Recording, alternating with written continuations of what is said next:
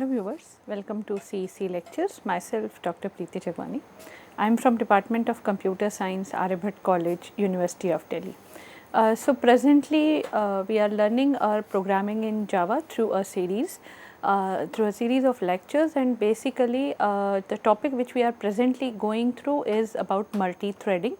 And in this topic of multi-threading, moving further, we will be covering the concept of synchronization in detail today. Why I am enforcing on the word in detail, because the concept of synchronization theoretically we have seen in our previous lectures as well, but related to practical implementation of synchronization we have not covered it, so that we are going to cover in today's lecture.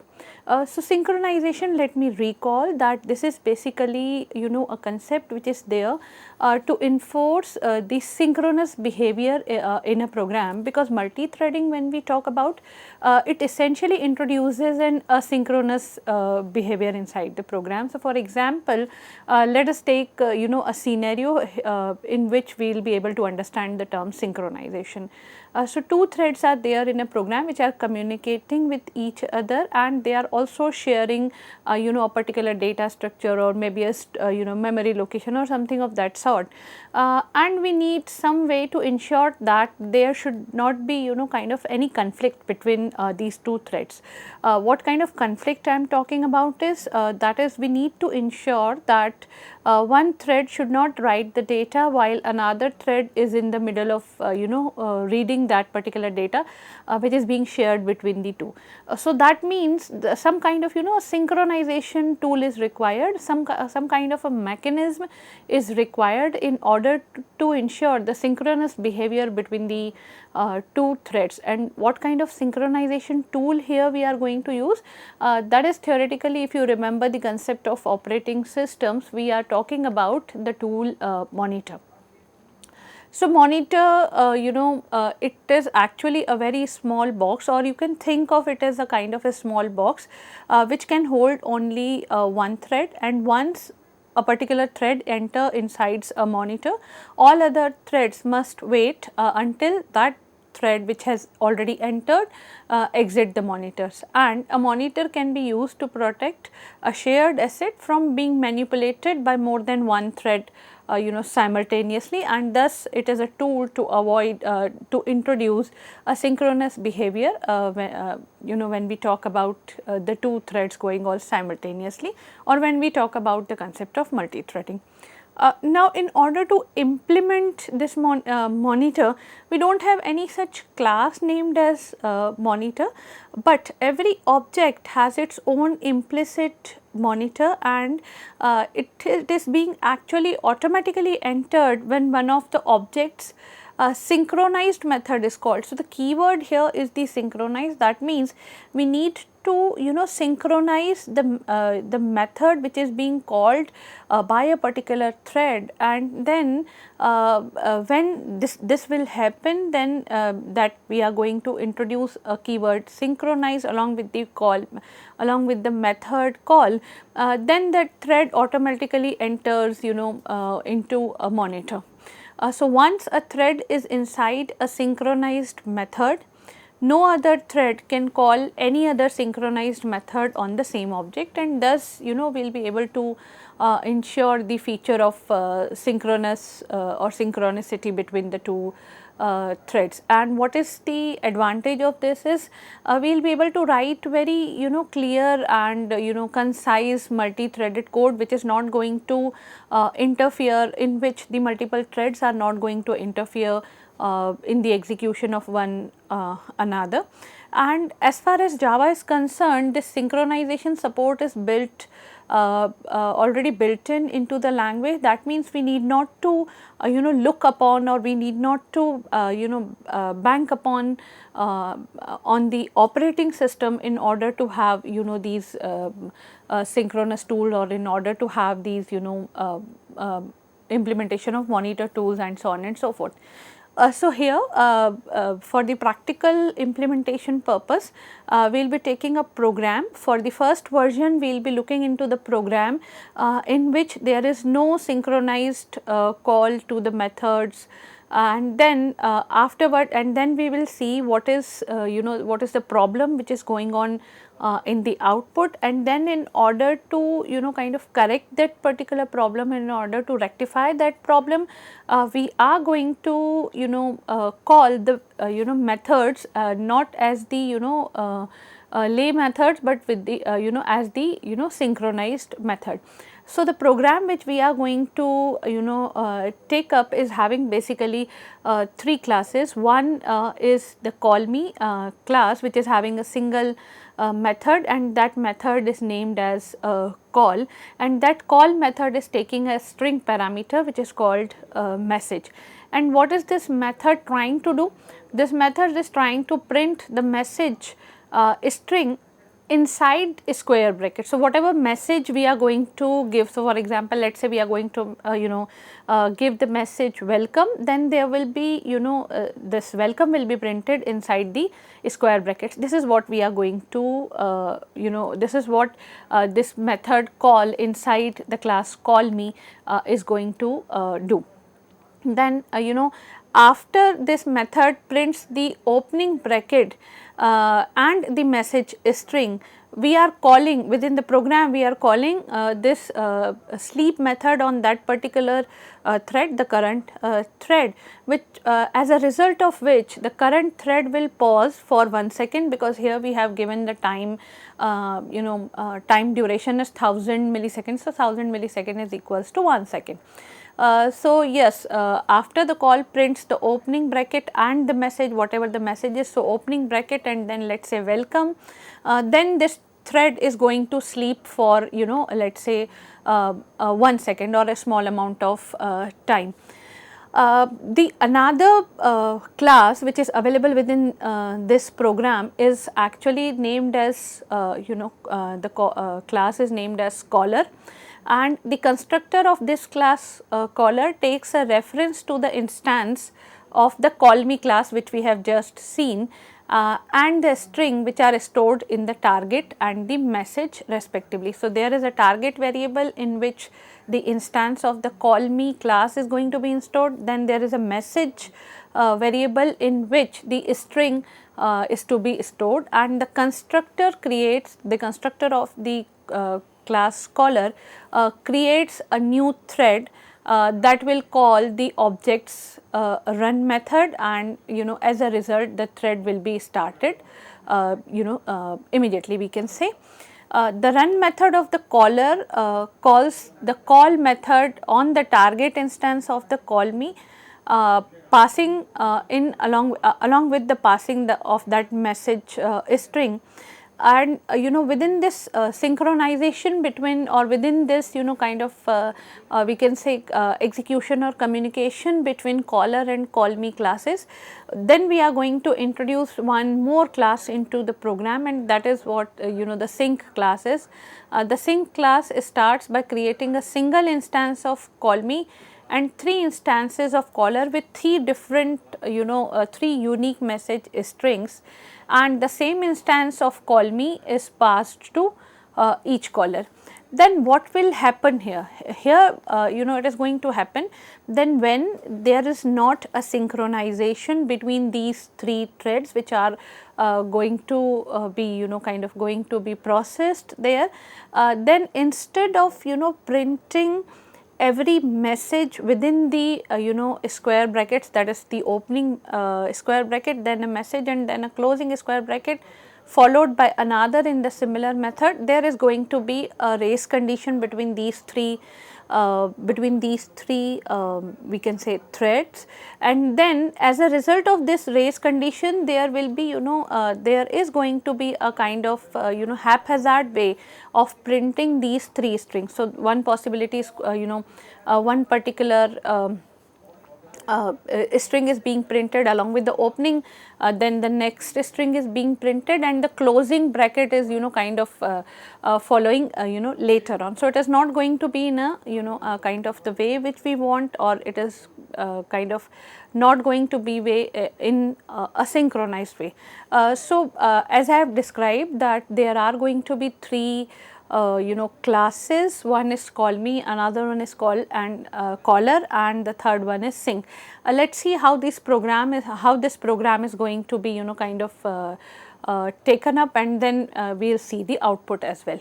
So first class, we have class call me, in which there is a method call, as I have told you, and that method is taking one string parameter named as MSG, and that call method is printing the opening square bracket followed by MSG, and then there is a try catch block in which we are making the current thread to sleep for 1 second or for 1000 milliseconds, we can say, and then try catch block is there enclosing this sleep method, because this sleep method may throw this interrupted exception, and if it happens, then system.out.println, that means the message interrupted will be kind of, we can say, displayed there. And after this after this sleep method gets over, system.out.println, we have printed square brackets. So after printing the opening method, opening bracket and the message, my thread is going to sleep for 1 second, and in between another threads which are being created as a result of multi-threading, they are going to take over, and this is what we call a race condition. That means every thread here is is entering in a race situation in which they are trying to complete their execution as fast as they can. So here we have this call me, and then a simple method which is named as call, and this caller is the method in which we are using the start method, and then we will be using run method. That means this caller class, caller is a class. So caller class is going to implement the functionality of multi-threading. That's why it has to either kind of extend the class thread, or it will implement the runnable thing.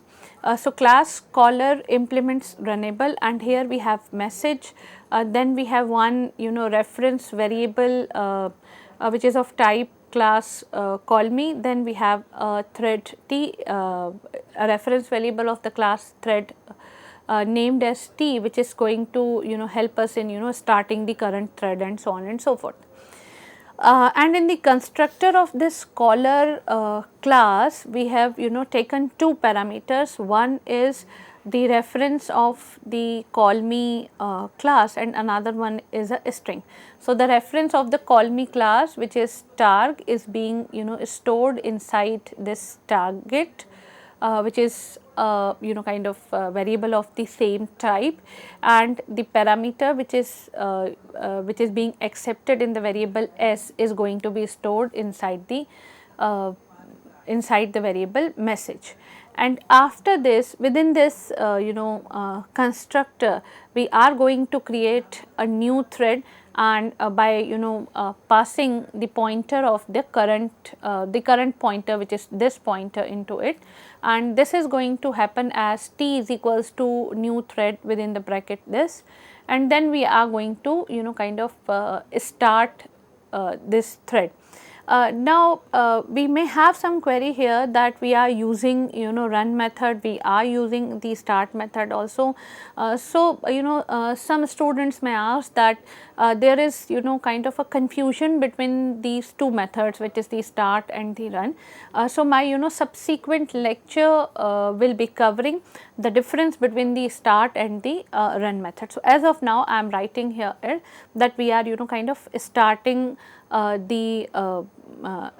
we are using the start method. That means essentially I can say the thread is being created.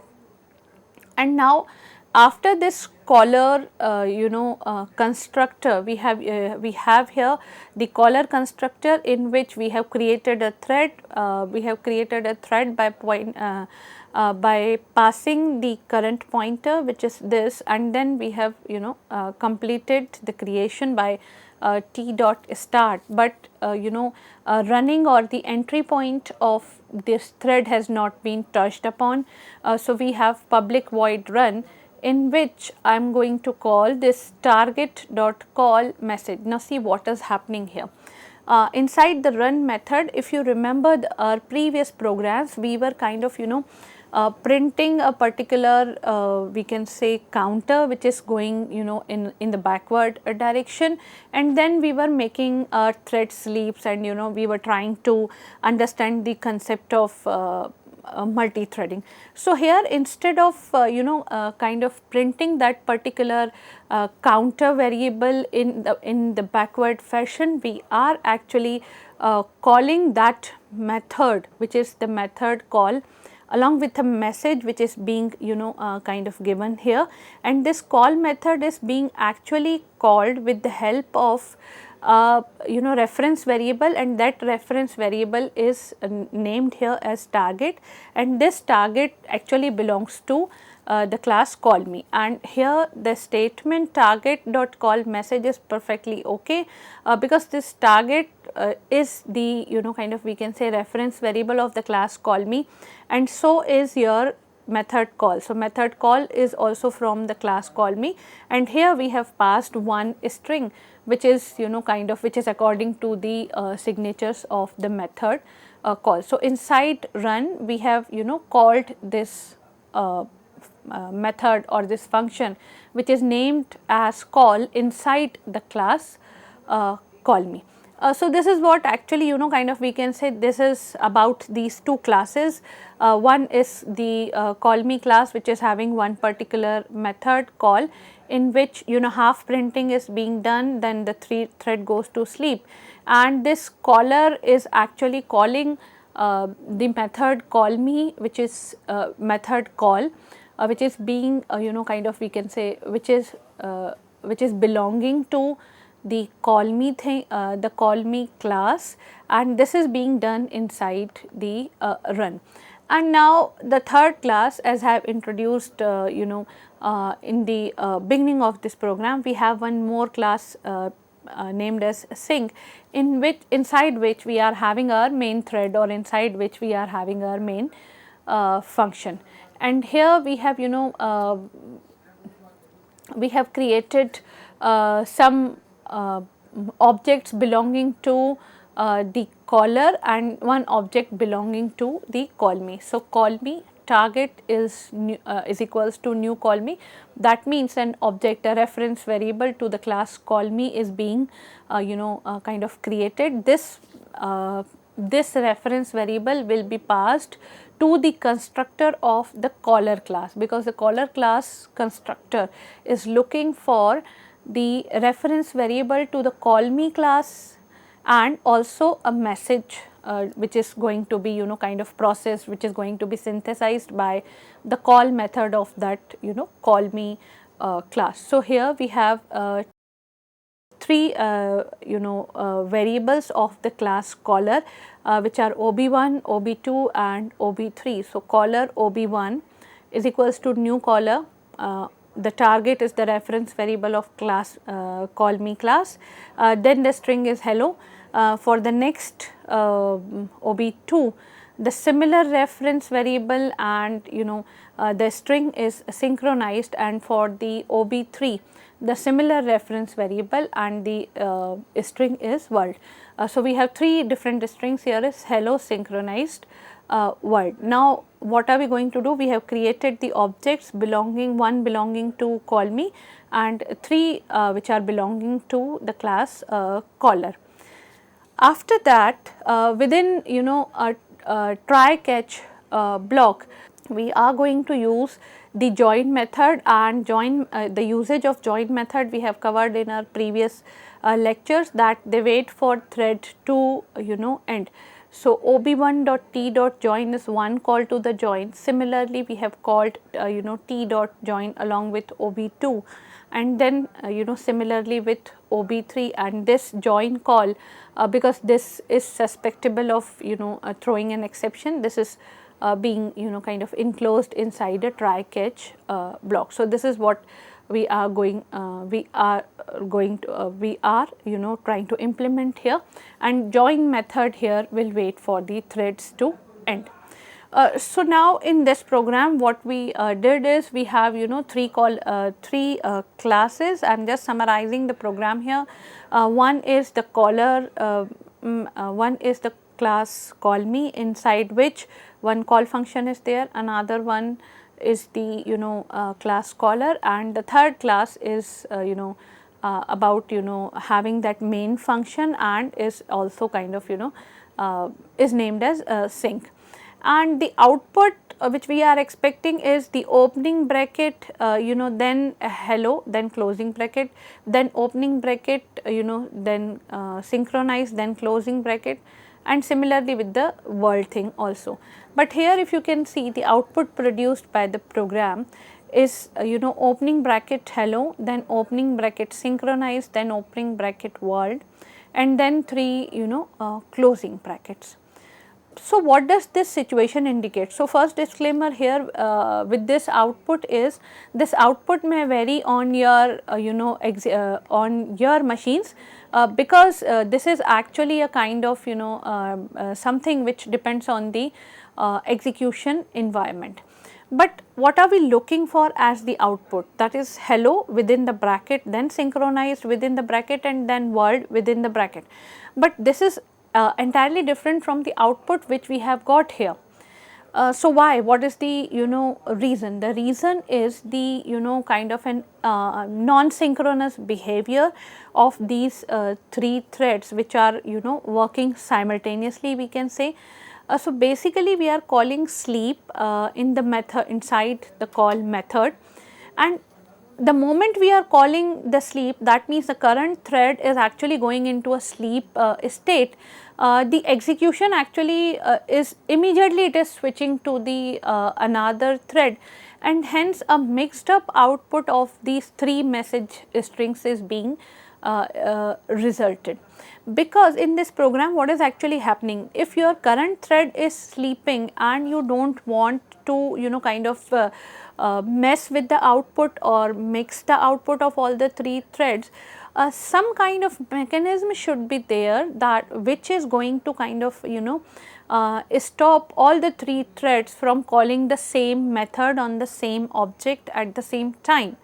But we do not have any such mechanism which is going to stop this situation. That means all the three threads are calling the same method. Which method I am talking about is the method call inside the class call me on the same object. Which object I am talking about? I am talking about the object target, and they are doing at the same time, because the moment one thread is going into sleep, another one is taking over, the next one is going into sleep, the third one is taking over. So this is actually we can say it is a kind of race condition, because these three threads are racing racing with each other to complete the method, to complete their processing. And here, in order to show this non-synchronous behavior, we have deliberately used the sleep method. But in most of the situations we can say the race condition is more subtle and less predictable. Here just for the purpose of demonstration we have used sleep, so that you can get a good idea of what kind of race situation can occur and how these race situation can occur.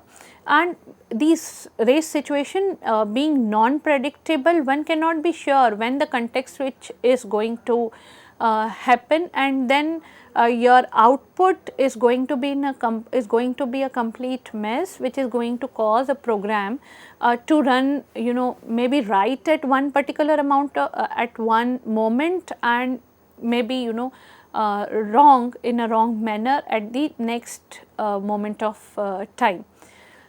So now the condition says we have seen the non-synchronous behavior of the threads. Is there any way in which we can make this behavior as synchronous? As we are going through this topic of synchronous access, yes, we do have a method in which we are going to serialize the access to the method call. That means we are going to restrict the access of this call method to only one thread at a time. So for this what we need to do? So basically our agenda is to control the access of this method call to be with only one thread at a time, and then when one particular thread is going to be kind of finish with its execution or finish with its execution of that method, then only another is going to kind of take over for that method.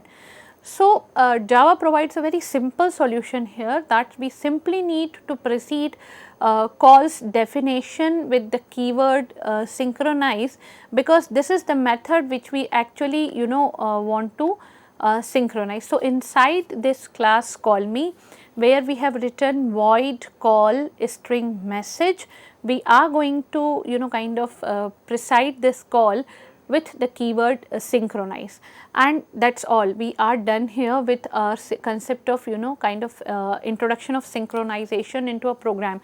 Nothing complicated, no kind of complex programming skills or something of that sort is not required. Because the support for synchronization is actually built in within the language itself.